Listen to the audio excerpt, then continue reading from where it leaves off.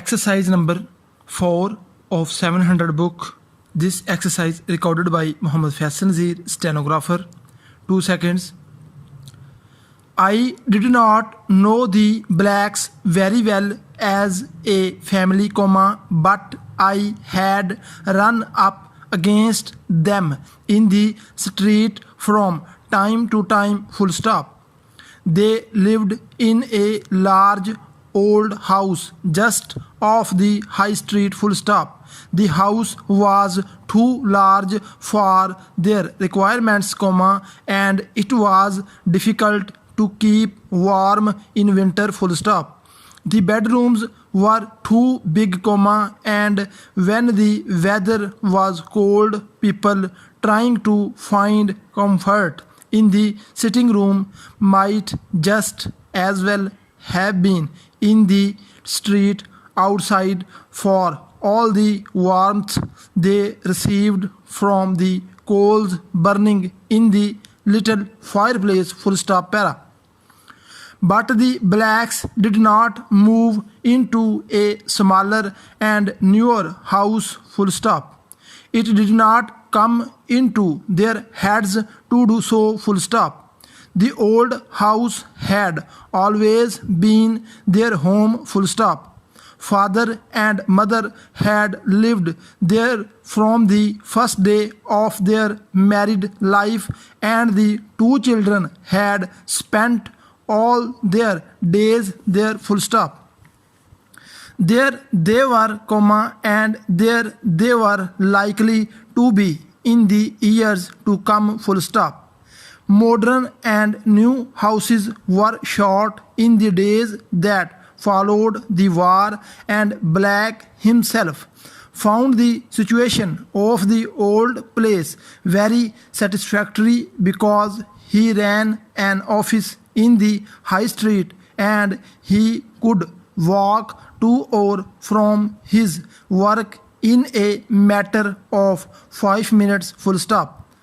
This saved him time, money, and trouble, and he thought himself a very happy man in this respect, full stop, para. I doubt whether I ever would have gone into that house had I not offered to try to get some money for a good cause in which I was at that time interested, full stop. I went from house to house asking for money, full stop. I may add that I did not like asking other people to give up their hard-won money, but, on the other hand, I very much desired money for my cause, and so I was able to steal myself to go my rounds, full stop. Most people gave willingly, a little perhaps, but a large enough number of small amounts can make a large sum, and I was always thankful for anything down to the last penny, full stop. The door of the blacks' house was opened by a little maid who showed me into the sitting room, full stop. It was a cold afternoon, and the mother and the girl were sitting near to the fire reading, full stop.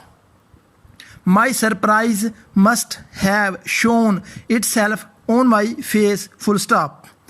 I looked from one to the other, full stop.